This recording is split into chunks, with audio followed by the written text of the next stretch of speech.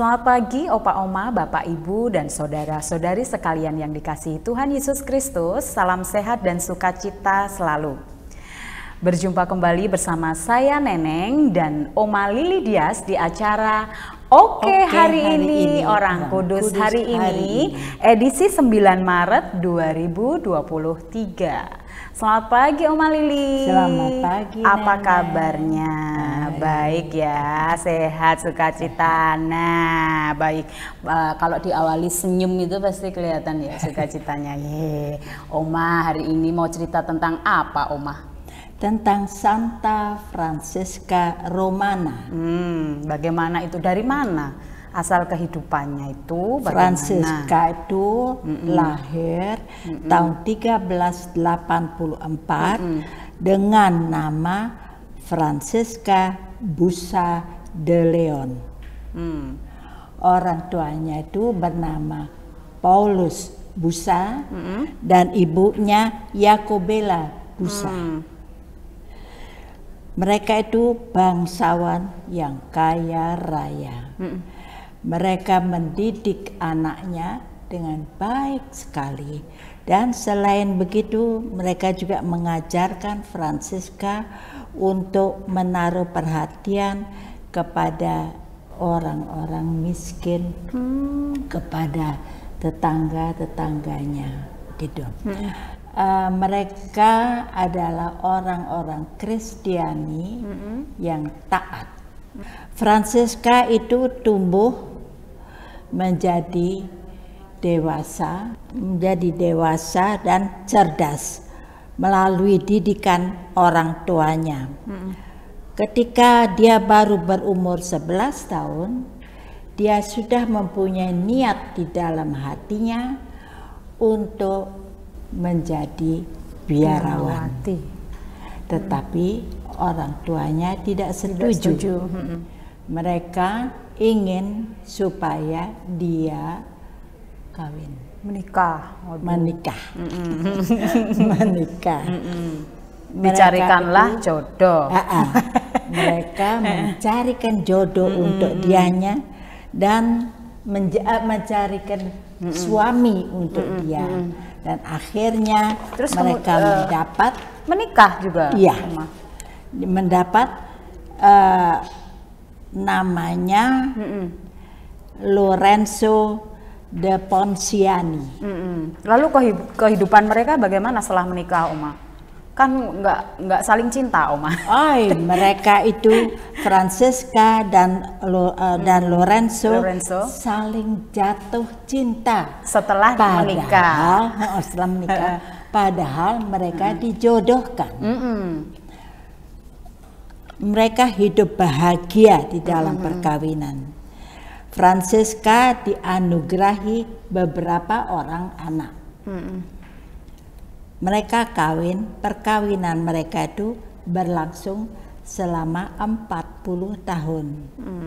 Diwarnai dengan saling pengertian dan cinta kasih yang mendalam. Prinsip hidupnya Francesca adalah Allah itu ditinggal di gereja.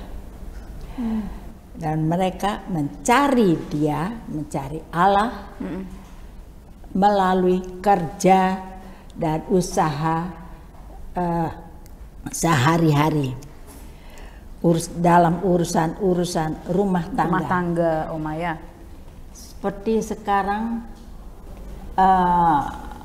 orang katakan carilah dahulu Allah. Jadi melalui kerja, melalui apa itu. Nah, itu yang mereka juga lakukan. Lorenzo mengagumi istrinya dan iparnya. Iparnya itu bernama Vanosa. Francesca dan Vanosa berdoa setiap hari dan melakukan mati raga bagi gereja Yesus. Mereka menghadapi banyak sekali percobaan pada masa itu. Kedua saudara ini mengunjungi mereka yang miskin dan mereka yang sakit. Mereka membawakan makanan juga ya, dan kayu bakar bagi orang-orang yang membutuhkannya. Para perempuan-perempuan kaya lain terinspirasi oleh oleh teladan kedua ibu tadi, dan mereka juga memaknai hidup mereka dan ikut juga bertekun di dalam amal dari Francesca dan Vanosa tadi ya. Francesca dan Lorenzo, suami istri, adalah pasangan yang penuh belas kasih. Mereka tahu bagaimana rasanya menderita, karena mereka sendiri kehilangan 2 anaknya di dalam wabah pes. Walaupun begitu, mereka terlebih lagi peka terhadap kebutuhan-kebutuhan mereka yang menderita. Jadi mereka tidak memikirkan diri mereka saja. Semasa pertikaian, ada pertikaian itu antara paus yang sah dengan paus yang tidak sah. Yang tidak sah. Lorenzo memimpin pasukan untuk membela paus yang sah. Sementara dia pergi dari rumah, musuh-musuh mereka itu memusnahkan kekayaan mereka dan milik-milik mereka. Rumah mereka juga dihancurkan. Tetapi Francesca menyisakan, membereskan sebagian dari rumahnya yang sudah hancur itu untuk dijadikan rumah sakit, untuk memelihara, mereka merawat yang sakit, merawat mereka. Lorenzo terluka. Saat peperangan tadi terluka, lalu dia pulang supaya dirawat oleh istrinya. Dia membutuhkan pertolongan, tapi dia kemudian meninggal. Suaminya Lorenzo meninggal pada tahun 1438. Karena Lorenzo sudah meninggal, istrinya Francesca, sisa hidupnya dia masuk ke biara yang dia dirikan.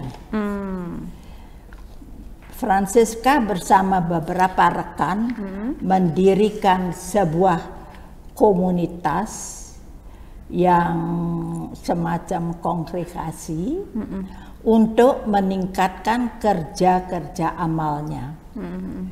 Komunitas religius ini berafiliasi pada Ordo Benediktin dan dibaktikan pada hidup, doa, dan karya-karya amal.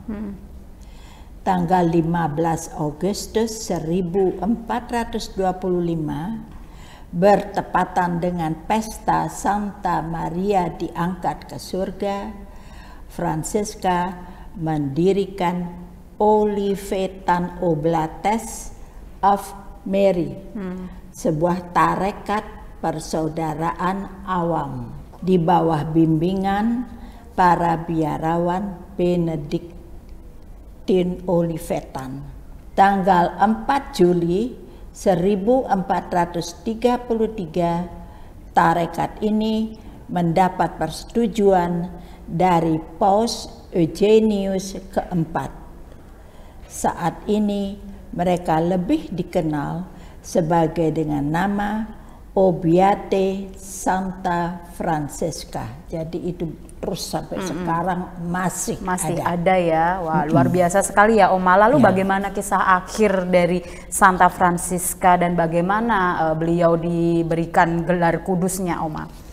Setelah suaminya Lorenzo meninggal dan anak-anaknya meningkat dewasa, anaknya masih tersisa, Francisca masuk biara yang telah didirikannya.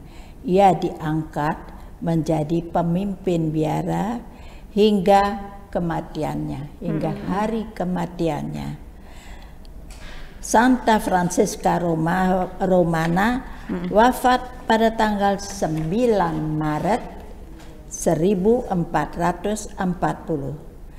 Ia dikanonisasi sebagai santa oleh Paus Paulus V pada tahun 1608. Pesta peringatannya Francisca, para imam biasa memberikan berkat pada mobil-mobil. Karena apa? Padahal Francisca tidak pernah punya mobil, tidak pernah naik mobil. Tapi beliau dikenal karena apa? Karena Francisca itu pelindung mobil dan sopirnya. Tentu saja Francisca tidak pernah mengemudi, tapi menurut kisah legenda, apabila ia pergi malam hari, maka malaikat pelindungnya mendahuluinya, berjalan di depannya dengan membawa lentera. Berarti ini untuk menerangi jalannya.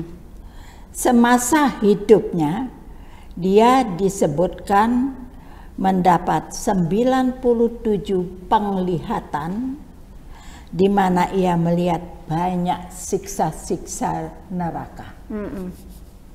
Itulah. Luar biasa ya Oma ya. Jadi Francisca, buat pemirsa yang di rumah nih, kalau mau melakukan perjalanan jauh menggunakan mobil ya, berdoa dulu kepada Santa Francisca. Siapa nih Oma?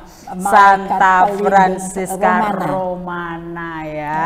Banyak sekali yang bisa kita teladani dari kisah seorang Santa Francisca nih ya Oma ya. Beliau rajin berdoa, mengunjungi orang yang miskin, merawat yang sakit, membawakan makanan, ya, menderita juga padahal.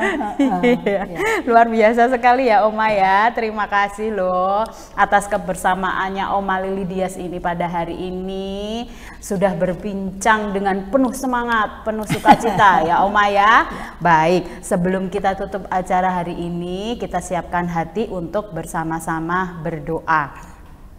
Dalam nama Bapa dan Putra dan Roh Kudus, amin. Santa Francisca Romana, doakanlah kami. Kemuliaan kepada Bapa, Putra dan Roh Kudus, seperti pada permulaan, sekarang, selalu, dan sepanjang segala abad, amin. Dalam nama Bapa dan Putra dan Roh Kudus, amin.